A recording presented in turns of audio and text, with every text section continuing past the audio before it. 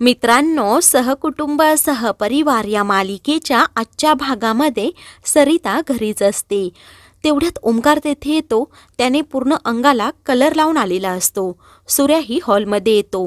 तेव्हा ओमकार पाण्याची बादली घेऊन येतो. सूर्या त्याला सांगतो, पाणी वाया घालवू नको. ओमकार रंग लावू का असं विचारतो, पण सूर्या आणि सरिता नाही बोलतात. सरिता ओमकारला बाहेर खेळायला सांगते. तो लगेच बाहेर जातो.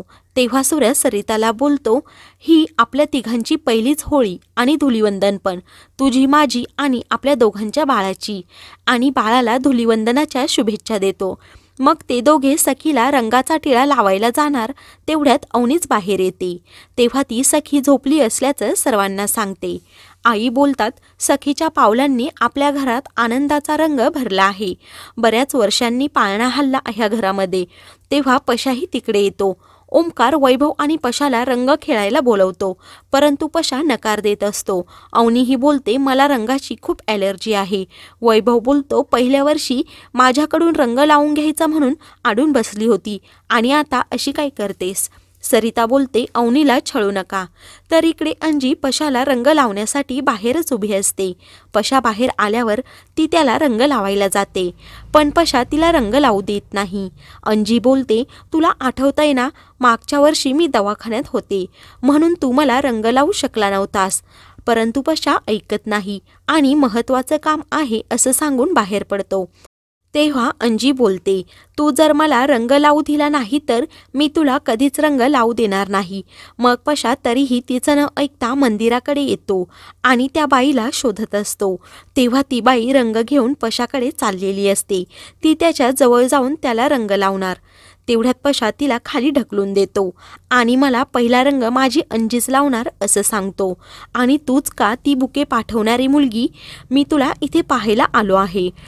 आता तू माझ्या सुखी संसारात ढवळाढवळ कोण करत आहे असं म्हणून तिच्यावर ओरडतो आणि बोलतो, बाई माणूस आहे म्हणून सोडतो आणि फोन करू नको असंही धमकावतो.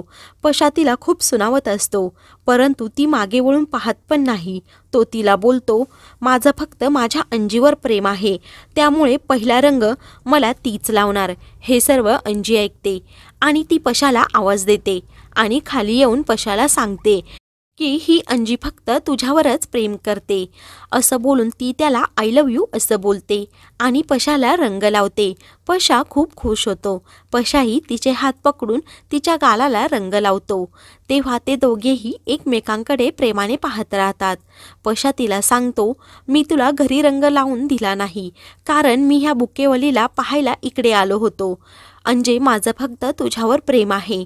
अंजी आणि पशाने एकमेकांना प्रेमाची कबुली दिलेली असते. त्यानंतर पशा सांगतो, मला त्रास देते आणि आपल्या दोघांमध्ये वाद नको होतो म्हणून मी तुला सांगितलं नाही. अंजी बोलते, पशा, माझा तुझ्यावर पूर्ण विश्वास आहे, परंतु तिचाच तुझ्यावर विश्वास नव्हता म्हणून ती ही सगळी नाटकं करत होती. तेव्हा अंजी सांगते, ही माझी बहीण आहे ज्योती. तेव्हा पशा मनात बोलतो, ज्योती म्हणजे जिने दादाला लग्नात फसवलं होतं तीच का. तेव्हा अंजी तिचा चेहरा पशाकडे फिरवते. ज्योती पशाला ओळखलं की नाही असं विचारते आणि अंजीला तुझा चॉईस एकदम भारी आहे असं सांगते आणि बोलते, सॉरी, हा तुझा चॉईस नाही. तुला वैभव आवडत होता आणि वैभवला अवनी, म्हणूनच आयत्या वेळी तुला ह्या पशाबरोबर लग्न करावं लागलं. अंजीला खूप राग येतो. पशालाही खूप राग आलेला असतो.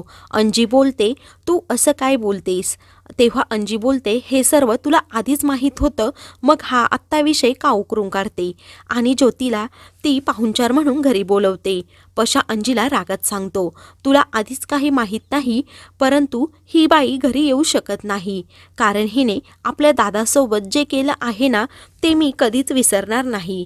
आईच्या ह्या अवस्थेला ही बाई जबाबदार आहे, परंतु झालं ते बरं झालं ही पळून गेली म्हणून दादाला आपल्या वहिनीसारखी चांगली जोडीदारीण मिळाली असं बोलून रागात तो तिथून निघून जातो. अंजी ही पशामागे जाते. तर इकडे मामीच्या घरी ज्योतीची मुलं सर्व पसारा घालून ठेवतात आणि मोठ्या आवाजात गाणी लावून नाचत असतात. मामीला खूप राग येतो. मामी त्यांना शांत करण्याचा प्रयत्न करत असते, परंतु ज्योतीची मुले तिचं ऐकत नाही. तेवढ्यात ज्योती येते. ज्योती मामीला बोलते, माझ्या मुलांचा तू राग का करते? तेव्हा मामी ज्योतीला समजवण्याचा प्रयत्न करते, परंतु ज्योती ऐकत नाही आणि मी परत सासरी जाणार नाही असंही सांगते. त्यानंतर मामा सर्वांना जेवायला बोलवतात. तेव्हा मामी ज्योतीला बोलते, माझा पशुबाळ फसला का? तेव्हा ज्योती बोलते, जरा दीड शहाणाच आहे तो. आणि मामीला पोळ्या केल्यात का असं विचारते व डब्यात बांधून दे असं बोलते. तर इकडे पशाला अंजी आवाज देत घरी जाते आणि पशाला समजावते आणि मीही तिला घरी आणणार नाही असं सांगते. आणि ते सर्व जाऊ दे, कारण आपल्या दोघांसाठी आज खूप महत्त्वाचा दिवस आहे. अंजी पशाला सांगत असते, पशा हे सर्व आता सोडून दे, कारण आपण दोघांनी आपल्या दोघांना एकमेकांच्या मनातील सांगितलं पण आहे आणि प्रेमाची कबुली पण दिली आहे. तेवढ्यात पशा आणि वैभव अवनीला रंग लावण्यासाठी तिच्या मागे पळत असतात. तर इकडे सूर्याही सरिताला रंग लावतो. सर्व घरात आनंदाचं वातावरण असतं. सर्वजण सरिता आणि सूर्याकडे पाहत असतात.